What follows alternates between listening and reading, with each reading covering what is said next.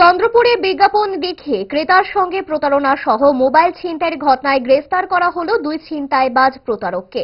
আগরতলা পূর্ব থানার পুলিশ ওই দুই প্রতারককে জালে তুলে এনেছে। উদ্ধার করা হয়েছে দুই ক্রেতার হাত থেকে ছিনিয়ে নেওয়া তাদের নিজস্ব মোবাইল। সস্তায় বহুমূল্যের মোবাইল কিনতে এসে প্রতারিত হওয়া দুই যুবকের সুনির্দিষ্ট লিখিত অভিযোগের ভিত্তিতে ঘটনার তদন্তে নেমে গ্রেফতার করে অভিযুক্তদের। আজই তাদের আদালতে পাঠিয়ে দিয়েছে পূর্ব থানার পুলিশ। থানা আধিকারিক সুব্রত দেবনাথ সংবাদ মাধ্যমের সামনে কি জানালেন দেখুন।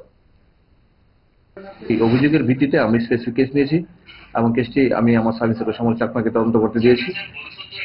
তো এখন আমরা টোটালি সিসি ক্যামেরা সবকিছু দেখে ফুটেজ দেখে আমরা দুটো ছিনতাইবাজকে আমরা অ্যারেস্ট করেছি এবং তাদের কাছ থেকে আমার যে দুটো ছিনতাইকারী যে ফোন স্ন্যাচিং দুটো ফোনই আমরা রিকভার করতে পেরেছি।